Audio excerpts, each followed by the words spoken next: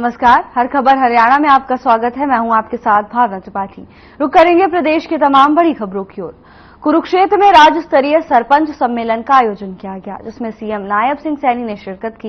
इस दौरान सीएम सैनी ने सभा को संबोधित करते हुए सरपंच और पंचायत की अहमियत को बताया। सीएम ने कहा कि पंचायत के बिना गांव का कोई अस्तित्व नहीं और गांव में योजनाओं को धरातल पर सरपंच ही उतारते हैं। सीएम सैनी ने और क्या कुछ कहा, आइए आपको सुनाते हैं।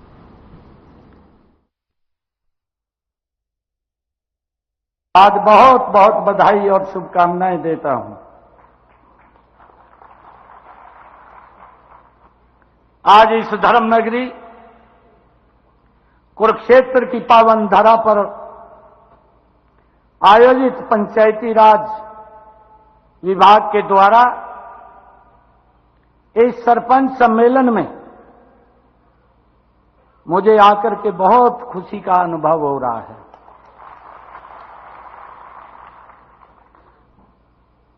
मैं कुरुक्षेत्र की इस ऐतिहासिक धरा पर पूरे हरियाणा प्रदेश के कोने कोने से पहुंचे मेरे सरपंच गण भाइयों का मैं बहुत बहुत स्वागत और धन्यवाद करता हूं। आज मेरे सामने गांव की सरकार उपस्थित है।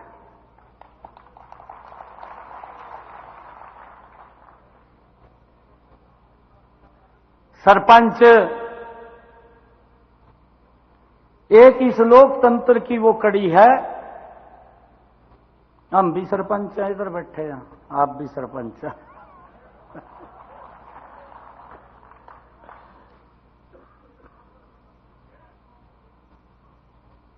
हम सब जनता के प्रति जवाबदेह हैं, जनता के प्रतिनिधि हैं। इस लोकतंत्र में चुनाव होता है। कई बार हम सोचते हैं कि भाई मैं जीत गया। वो जीतना नहीं होता। हमारा जो प्रतिद्वंदी है उसको भी लोग वोट देते हैं। हम चुने जाते हैं। ज्यादा मत हमारे पास आए तो हम चुने गए। जनता के द्वारा चुने हुए प्रतिनिधि हैं और हमारे काम के दायरे भले अलग अलग हों, लेकिन आपका और हमारा एक ही लक्ष्य है, जन सेवा से राष्ट्र सेवा। ये हमारा लक्ष्य है।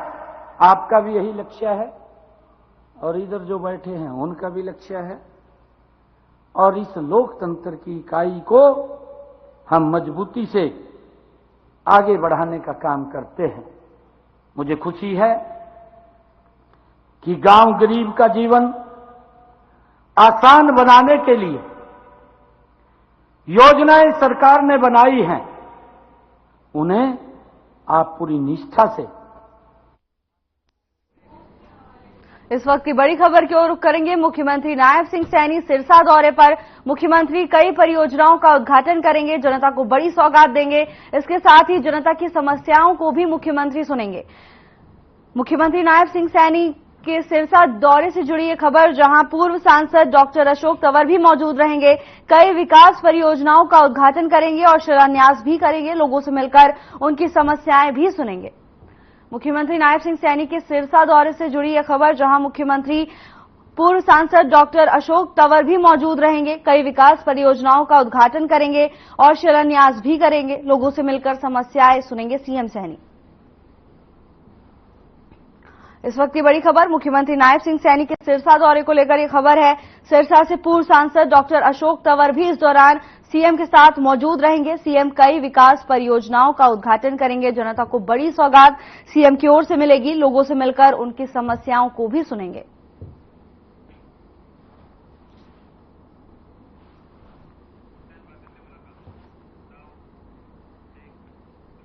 केंद्रीय राज्य मंत्री राव इंद्रजीत ने सड़क परिवहन और राजमार्ग मंत्री नितिन गडकरी से मुलाकात की। इस दौरान उन्होंने दिल्ली जयपुर हाईवे स्थित खेड़की दौला टोल प्लाजा को जल्द समाप्त करने की मांग रखी।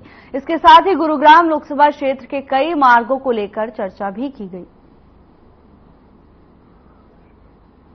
राव इंद्रजीत नितिन गडकरी से मिले। इस दौरान उन्होंने नितिन गडकरी से टोल प्लाजा को समाप्त करने की मांग की है। तस्वीरें दिल्ली से है, जहां राव इंद्रजीत नितिन गडकरी से मिले। मुलाकात के दौरान उन्होंने नितिन गडकरी से टोल प्लाजा को समाप्त करने की बात कही है।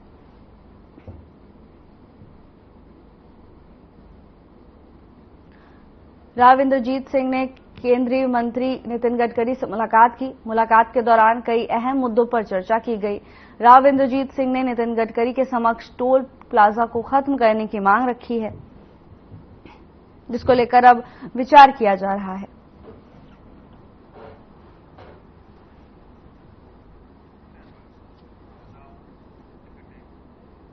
खबर हरियाणा से है, जहां क्राइम ब्रांच टीम को बड़ी सफलता मिली है। सोनीपत में एक गत्ते का व्यापार करने वाले व्यापारी की चाकू से गर्दन काटकर बेरहमी से हत्या कर दी गई थी। अब इस हत्या की वारदात की गुत्थी को पुलिस ने सुलझाते हुए पति पत्नी को राकेश की हत्या के आरोप में गिरफ्तार कर लिया है। वहीं पुलिस एसीपी ने प्रेस कॉन्फ्रेंस कर बताया कि शंकर सोनीपत के ज्ञान नगर में राकेश का पड़ोसी है और वो ट्रक चलाने का कार्य करता है, जो राकेश के फोन पर गूगल पे कर रुपए भेज देता था और राकेश उन रुपयों को एटीएम से निकालकर उनकी पत्नी अंजू को देता था। आरोपी शंकर को अपनी पत्नी पर प्रेम प्रसंग का शक हुआ तो अपनी ही पत्नी से फोन करवाकर फाजिलपुर गांव के पास बुलवाकर राकेश की चाकू मारकर हत्या कर दी। अब पुलिस ने दोनों आरोपियों को गिरफ्तार कर लिया है, जिन्हें अदालत में पेश कर पुलिस रिमांड पर लिया जाएगा।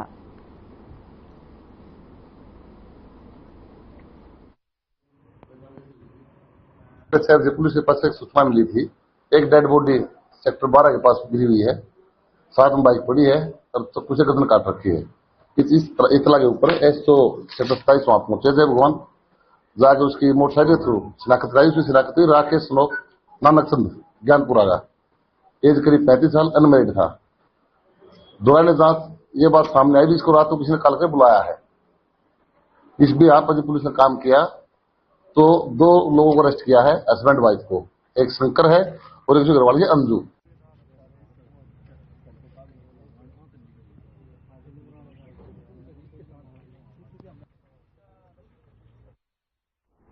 ऑल इंडिया किसान खेत मजदूर संगठन जिला कमेटी भिवानी ने पंचायत घर तोशाम में बैठक का आयोजन किया। इस अवसर पर जिला प्रधान रोहतास सिंह सैनी ने बैठक को संबोधित करते हुए कहा कि किसानों की फसल लागत से 1.5 गुना दाम पर सरकारी खरीद करने का कानून बनवाने और बिजली बिल 2023 रद्द करने और अन्य बकाया मांगों को पूरा करवाने के लिए 23 सितंबर 2024 ताल कटोरा स्टेडियम में नई दिल्ली किसान महापड़ाव में भिवानी जिले के सैकड़ों किसान शामिल होंगे। उन्होंने कहा कि 15 जुलाई को अखिल भारतीय मांग दिवस को भिवानी जिले के हर ब्लॉक स्तर पर मनाएंगे। तो शाम के पंचायत घर में AKKMS की बैठक का आयोजन किया गया। इस दौरान जिला प्रधान ने बैठक को संबोधित किया। उन्होंने कहा कि सितंबर के महीने में कई मांगों को लेकर एक बार फिर से बैठक की जाएगी। बैठक के दौरान तमाम किसान मौजूद रहे। तो शाम के पंचायत घर में AIKKMS की बैठक का आयोजन किया गया। जिला प्रधान रोहतास सिंह ने बैठक को संबोधित किया और अपनी तमाम मांगों को लेकर आगे की रणनीति पर चर्चा की।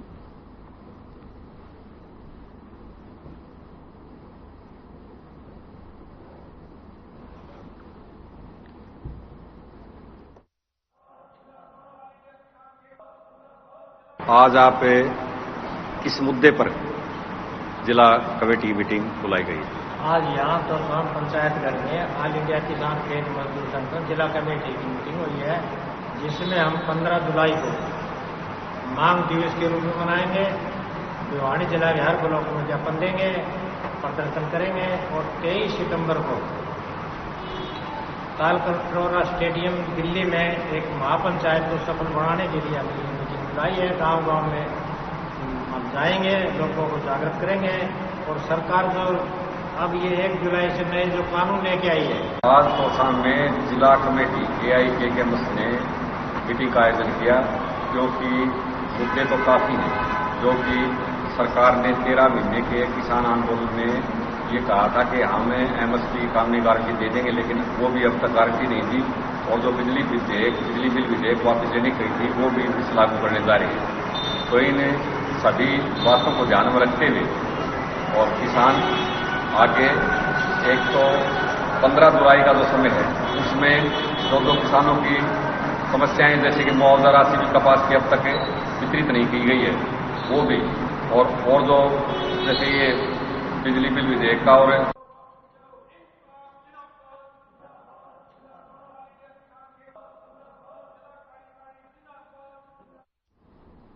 मुख्यमंत्री उड़न दस्ता फरीदाबाद की टीम ने BDPO पलवल कार्यालय पर औचक निरीक्षण किया।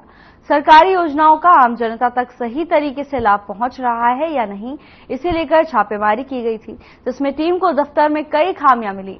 बता दें कि टीम की तरफ से मौके पर पहुंचकर दस्तावेजों की भी जांच की गई। गांव धतीर में 2019 में बनने वाली चौपाल का अभी तक निर्माण कार्य पूरा नहीं किया गया है। मुख्यमंत्री की घोषणा के बाद भी 7 व्यायामशालाओं में से एक भी व्यायामशाला नहीं बन पाई। BDPO कार्यालय पलवल में आज मुख्यमंत्री उड़न दस्ता की टीम ने आज औचक निरीक्षण किया है। पूरे प्रदेश में मुख्यमंत्री उड़न दस्ता के द्वारा औचक निरीक्षण सरकारी कार्यालयों का किया जा रहा है।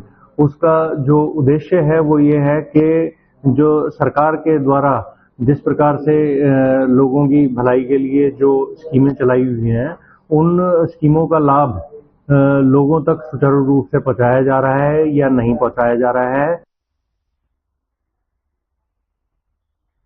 खबर पलवल से है, जहां CM फ्लाइंग की टीम एक्टिव मोड में नजर आ रही है। CM फ्लाइंग टीम ने BDPO कार्यालय का औचक निरीक्षण किया गया। इस दौरान तमाम सरकारी कार्यों को लेकर छापेमारी की गई और निरीक्षण भी किया गया। खबर पलवल से है, जहां CM flying team active mode में नजर आ रही है। मुख्यमंत्री उड़न दस्ता की टीम ने BDPO कार्यालय में रेड की। इस दौरान उन्होंने तमाम कार्यों की समीक्षा की और जल्द से जल्द सभी काम पूरे करने के निर्देश दिए।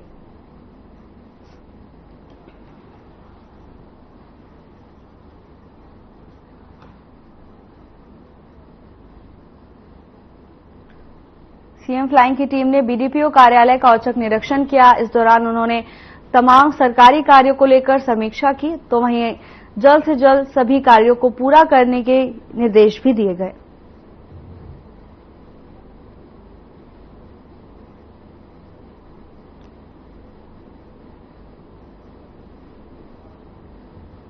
CM flying team active mode में नजर आ रही है, जहां फ्लाइंग टीम ने अचानक ही BDPO कार्यालय का निरीक्षण किया। इस दौरान उन्होंने तमाम सरकारी कार्यों की समीक्षा की।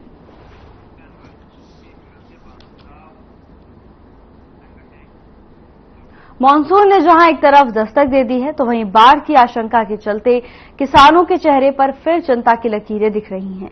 किसानों को अभी से ही डर सताने लगा है कि पिछली बार की तरह इस बार भी घग्गर में फिर से बाढ़ आने से उनकी फसलें तबाह हो सकती हैं।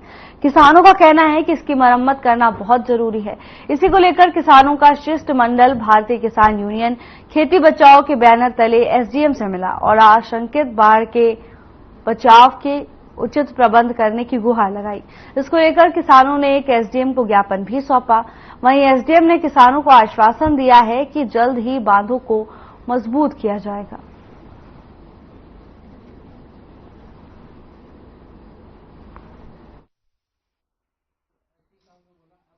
इसमें आज से हमने कोई 20 दिन पहले हमारे उपायुक्त महोदय भी आए थे इसमें, और SC इरीगेशन थे, सभी डिपार्टमेंट्स थे, तो हमने सभी ने विजिट की थी। तो उपायुक्त महोदय ने भी आदेश दिए थे कि जो भी हमारे खरीफ चैनल है, रंगोई नाला है, जहाँ पे भी कोई सफाई होने वाली है तो उसकी सफाई करवाएं, इरीगेशन को हिदायत दी थी। उसके अलावा फिर मेरे द्वारा भी यहाँ पे दोनों जो हमारे BDPO है उनको एक रिटर्न में एक लेटर हमने निकाला है कि जो अपने जो ग्राम पंचायत है उनके बाहर जो रिंग बांध है या कहीं पे भी रंगोली नाले के साथ में या कुछ भी है, कोई सफाई वगैरह करवानी है। आज हम गांव लांबा में जहाँ से घग्गर नदी का ओवरफ्लो हुआ था और वो बांध टूटा था जो घग्गर नदी के किनारे से लांबा की साइड, जहाँ से पहली बार रतिया ब्लॉक का जो गांव लांबा है ना, सबसे पहले वो जलमग्न हुआ था पिछली बार बाढ़ से। उसी को वो बांध जैसे कि तैसे, या प्रशासन बेशक लाख दावे कर रहा है कि हमने बाढ़ से निपटने के पुख्ता प्रबंध किए हुए हैं, लेकिन हमने आज एसडीएम साहब को फोटो भी दिखाई है और वीडियो भी दिखाई है, और एसडीएम साहब ने पिछली बार 2023 में बाढ़ के समय वहां पर पहुंचे भी थे और जायजा भी किया था।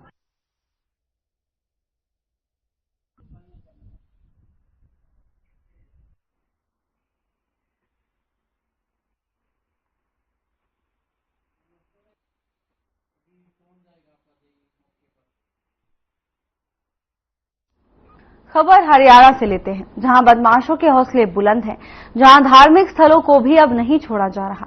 वारदात सोनीपत जिले के गांव जठेरी से सामने आई है कि ग्रामीणों की आस्था और श्रद्धा का प्रतीक स्थल पर अज्ञात बदमाशों ने तोड़फोड़ कर दी। मामला जब ग्रामीणों के संज्ञान में आया तब मौके पर आकर देखा गया तो वहां काफी नुकसान किया गया है और हरे वृक्षों पर भी टायर बांधकर उन्हें जलाया गया है। धार्मिक स्थल पर तोड़फोड़ करने के बाद उस पर मिट्टी भी पोती गई है। गांव के मौजूदा सरपंच ने पुलिस प्रशासन से मांग करते हुए कहा है कि जल्द से जल्द आरोपियों की पहचान कर सख्त कार्रवाई अमल में लाई जाए।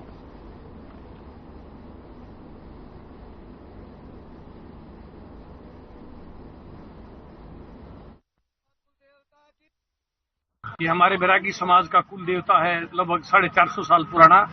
किन्हीं उपद्रवियों ने यहाँ पे जो त्रिवेणी थी उस पे टायर बांध के, पॉलीथीन बोरी बांध के आग लगा दी, उस पे तोड़ फोड़ कर दी, और किसी ने यहाँ पे सोच करके उसको भी पूरे देवता के ऊपर लिख दिया है। और ये समाज की नहीं, बैरागी समाज की नहीं, पूरी गांव की ही एकता का और उसके पूरे धर्म का प्रतीक था। यहाँ पे पूजा अर्चना की जाती थी और ये तो पूरे समाज के ऊपर ही हमारे ऊपर बट्टा लगा है। और मैं आपसे अनुरोध करता हूँ, सरकार से अनुरोध करता हूँ, पुलिस से अनुरोध करता हूँ कि जो भी उपद्रवी हैं उनके खिलाफ सख्त कार्रवाई की जाए। ये हमारी त्रिवेणी धाम है, हमारी दादा समाज है, यहाँ पे हमारी पूजा होती है और हमारी बहुत आस्था है यहाँ पे, और हम इसे अपनी पूरी श्रद्धा के साथ पूजते हैं।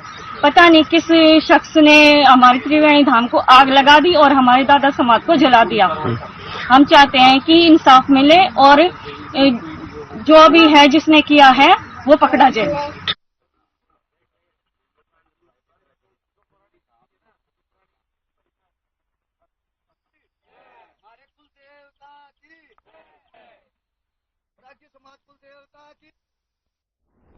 इंद्री के पश्चिमी यमुना नहर में एक महिला का शव मिलने से सनसनी फैल गई है। सूचना मिलते ही पुलिस ने मौके पर पहुंचकर शव को कब्जे में लिया और मामले की जांच शुरू कर दी। जानकारी के अनुसार एक महिला का शव नहर में तैरता हुआ मिला। पुलिस ने लोगों की मदद से शव को बाहर निकालकर अस्पताल में पोस्टमार्टम के लिए भेज दिया है। पुलिस मामले की जांच कर रही है।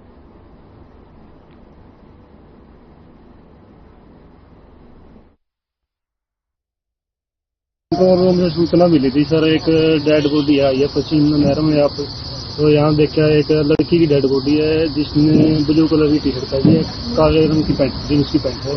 टी शर्ट पे HM लिखा हुआ है। पहचान नहीं हुई है, जो भी पहचान के लिए रखी जाएगी। अब ये पोस्टमार्टम है। तो ये कहाँ से आई होगी, कुछ पता लगा? पीछे से ही आई है इस नहर में।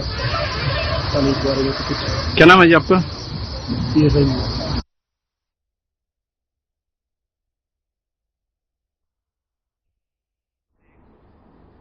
करनाल में मंगलवार सुबह एक मालगाड़ी के 8 डिब्बे पटरी से उतर गए। यह हादसा तरावड़ी रेलवे ट्रैक पर हुआ। रेलवे ट्रैक पर चलती मालगाड़ी के कंटेनर गिर गए। हादसे के बाद दोनों तरफ की ट्रेनों को रुकवा दिया गया। सूचना के बाद पुलिस और रेलवे विभाग की टीम मौके पर पहुंची।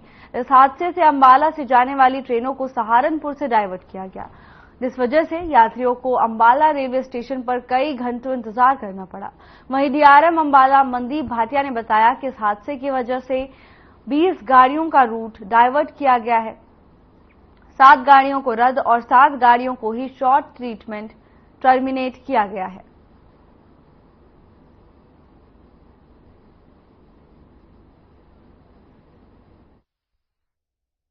हमको तो जम्मू तभी जाना है, वो भी गाड़ी रद्द है। मैं कल से भी इधर बैठे हुए हैं। बहुत दिक्कत हो रहा है हम लोग का जी, यही प्रॉब्लम है। और बिहार जाने वाले यात्री को भी, उसको भी दिक्कत बहुत है। कैसे जा रहे हैं आप? अब क्या करें, बस से जाना होगा, ट्रेन तो रद्द है। कितना देर इंतजार करेंगे, लगभग 8-10 घंटा से इंतजार करते करते तो थक गए हैं। गर्मी का मौसम है, क्या करेगा। सर मैं गाड़ी के लेकर के बहुत परेशानी हो रही है आदमी सबको, बिहारी मतलब जितना भी आदमी है।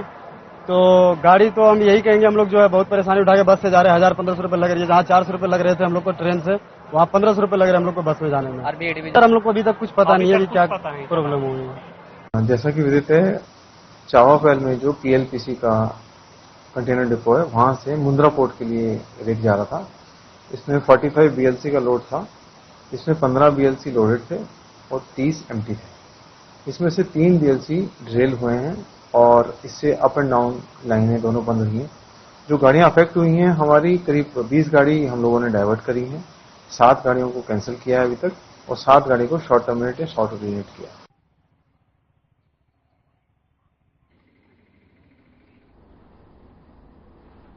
तरावरी रेलवे स्टेशन पर मालगाड़ी से कई कंटेनर गिर गए, जिसके बाद कई ट्रेनों को शॉर्ट टर्मिनेट किया गया। इसके साथ ही कई ट्रेन के रूट भी डाइवर्ट करने पड़े, जिसके बाद यात्रियों को खासा परेशानी का सामना करना पड़ा।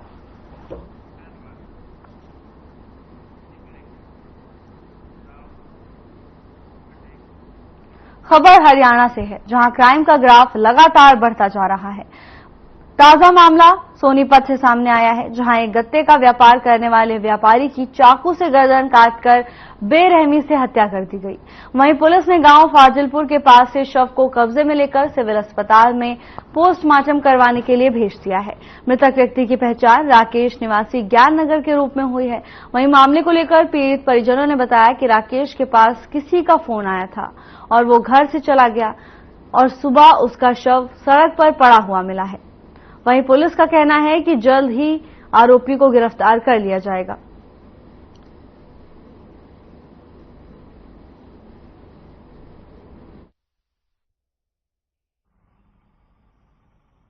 मैं तड़के सुबह 5:30 बजे घूमना है ना, चलना है, मोटरसाइकिल देखी थी मैंने यहाँ। मोटरसाइकिल देखी तो आदमी तो मार नहीं साढ़े भाई, तो शराबी पड़िया हुआ मगा। फिर मैं इधर गया, पूरा खून देखा मैंने। खून देखने के बाद एक लड़का और आया, मेरा दादा अंदर देखियो हादसा जी का है। फिर देखा दादी मर रखे है भाई। फिर वो बड़े भाई ले बुला के फिर देखा हमने, फिर फोन कराया 112, फिर पुलिस आई। पता नहीं सर, मैंने तो 11 बजे काम से आके सो रहे, खाना खुना खा के सो रहे थे। इसका किसी का फोन आया होगा, फोन तो आया था किसी का, ये मैंने पता नहीं किसका आया था। ये काफी देर तक फोन में मतलब आया उसका।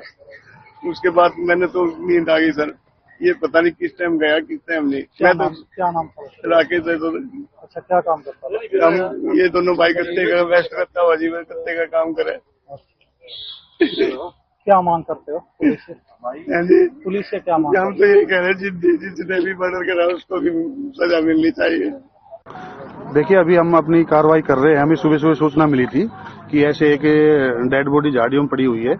जिस सूचना पर हम यहाँ पहुंचे हैं और अपने लेवल के ऊपर हमने पता किया है, तो अभी जो ये डेड बॉडी की शिनाख्त हो चुकी है और यही सोनीपत के रहने वाले हैं। राकेश कुमार नाम है इनका। क्या काम करता था ये? और अभी इसके पता कर रहे, कोई गत्ते का काम करते थे अपने परिवार के साथ, और सुबह मॉर्निंग में पता लगा है। तो अभी हम अपनी कार्रवाई कर रहे हैं। हमारे अभी एक चक्कू मिला है मौके के ऊपर हमें, तो ये लगता है कि चक्कू का वार करके ये हत्या की गई है।